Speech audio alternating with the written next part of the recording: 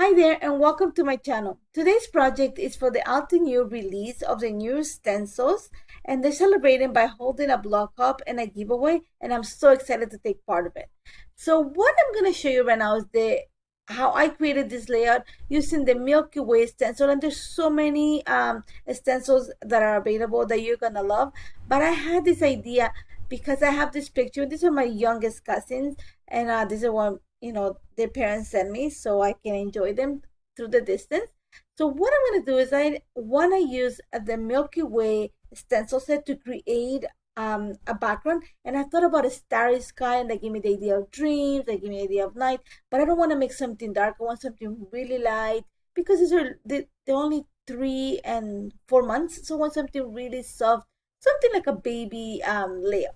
So what I'm doing right now is pretty much building my layout. I'm gonna have an idea where I wanna put my title and where the picture is gonna go. So I'm gonna use a pencil just to kind of give me like a point of reference on the layout.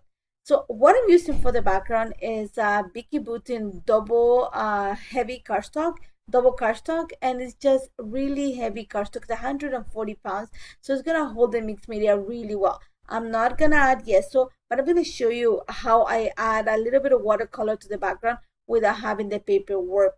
And for that, I am gonna use actually my brayer. You see that I'm adding a little tones of blue. I'm adding a little bit of watercolor to my watercolor palette. I have 3 different tones of the Altenew watercolors, and all I'm doing is I'm starting with the lightest color. I'm just rolling my brayer on it, and then I'm just literally gonna roll it on top of the paper, kind of minding where I added those little pencil dots. I want to make sure that I stay within that area. You're gonna see that it's super simple because I'm using a brayer. The application is really fine, so there's not gonna be a lot of water sitting on the paper, so it's not gonna soak into the paper. Thus, it's not gonna warp it. There'll be a little bit of movement because I am adding water, but not enough to worry about having to maybe put it through a laminator or having to let it dry completely. And because it's such a thin coat, it's gonna take very little time to dry. So once I'm ready with my background, it's happy with what it fits. I'm gonna add a few splatters and I'm gonna set it aside to dry. It is gonna take very little time to dry, but still I want to make sure that it's completely dry before I go into the next step. So now for the next step, I am actually gonna pull some of the embossing paste from Altenew. It's one of my favorite things to use, and super white, very creamy, very nice to use. The only thing is it takes a little bit longer to dry, so make sure that you keep that in mind before when you're working with this paste. Now what I'm gonna add to them is I'm gonna add for Cosmic Berry the ink spray, and also Sunkissed the metallic ink spray.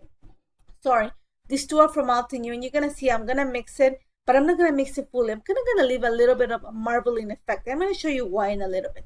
So again, I want to get to really soft tones. I don't want them to be that saturated.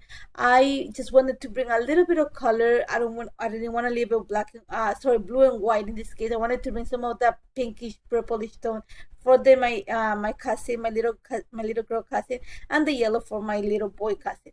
So all I'm gonna do right now is I'm gonna set the stencil, and I'm gonna add the 2 colors at the same time, and that's where the marbling is gonna help me, because it's gonna help me mix the 2 colors together. So you're gonna see that I'm gonna start adding a little bit of a yellow on the one area of the stencil, and in some areas I'm gonna go followed by the next color, and then kind of alternate the colors. But then you're gonna see that if I'm adding the glaze from left, like on the left, I'm gonna make sure that it goes from left to right. But if I'm adding from the top to the bottom, I'm going from the top to the bottom. So I'm not going back and forth with my palette, because then that's just gonna avoid from my the paste from kind of going underneath and like muffling the design. This one I'm gonna get a crisp line, and the key is to just do it one way. But what I'm doing differently this time is that I'm using the 2 colors and kind of mixing them together. And by having that marble, that look, how I didn't mix it completely, I'm able to have kind of mix them together without losing their color, so it doesn't become a brown tone. It actually, you can see the 2 tones together, and when they mix, they kind of create a nice orange. So now that I have that in place, I'm gonna set it aside to dry and I start working on the rest of the decoration. I'm bringing a few dies from Altenew. And I'm going to cut the title using the classic alpha, and I'm using blue metallic craft paper. And for the stars, I am using the layer star die set, and I'm going to bring this actually copper, I think it's a rose gold, but it's more like a copperish tone of craft metallic paper. And I'm going to cut them and I'm going to set them aside. Now what I did outside the camera is actually cut the word dreams twice out of thick cardstock, just because I want to make sure that I layer them. I want to add some dimension. I want to add a little bit more bulk to the title without making it like really heavy. Just a little bit of dimension is going to add that shadow, and it's going to make it sturdier.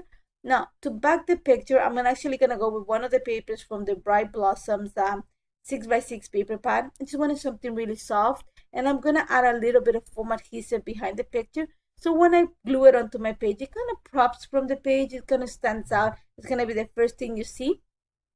And once I'm happy with that, I'm going to start kind of building my layout. Now, when I set up the layout at the beginning, I had the word dreams, kind of the letters in columns.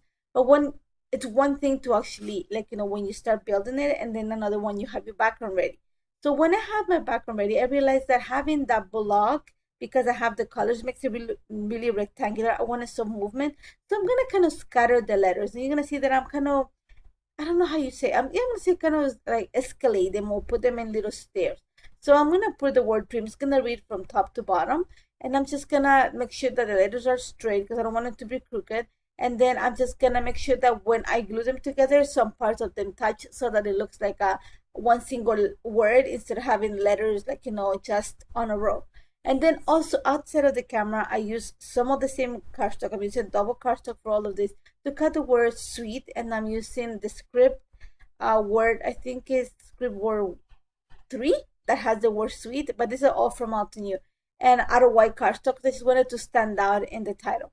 Once I have the word dreams in place, I am actually going to go ahead and glue the picture right next to the word dreams. And then I'm going to add the word sweet. And for that, I'm adding a little bit of foam adhesive behind it. And I'm just going to kind of intersect it with the D. After that, I'm just going to start bringing all the stars. The beauty of having the die is that it actually has the 3 different sizes of stars, same design. So it makes it super easy to create little clusters. I like to work on groups of 3. In this case, there's going to be areas where I add a few more, and that's okay because I want to bring the stars from the background. Once I have them in place, I added some foam adhesive to some of them. I added just glue to some other ones. It depends on where I wanted to stand out. So some of them are going to be hidden underneath the letters. Some of them are going to be above them. So I wanted to create movement with the little stars too. Once I'm happy with what that all looks like, I'm going to actually set it no, I'm not gonna say that. I'm gonna try to just add as many of the stars that I can without overcrowding the picture of the layout. And once I have that, you're gonna see that I'm gonna bring a few more embellishments. And the first thing I found was the set Simply Love, and this is from the Recollection set from Altenew. And I love the fact that it was a little cloud, and I thought it was gonna be perfect for that area of the layout. Now I'm bringing just some clear stickers from my stash, and I believe these are from like an Simple Stories collection from years ago. I'm just gonna bring a few accents of black, just a small little clear stickers, a little few accents of gold, just because I have the metallic look. And then I'm gonna add my lines to journal right underneath. I'm gonna say to the side underneath the picture, and that's about it. This layout was so easy to put together. It did take a little bit of time because I want to make sure that everything dried completely, but I love how this turned out, and I hope you try it. And as always, if you have any questions or how this came together, don't hesitate to contact me. Remember to join in the blog hub. There's a beautiful project and also the chance to win some gift certificates. And thank you so much for joining me, guys, and I hope to see you soon. Take care, guys. Bye bye.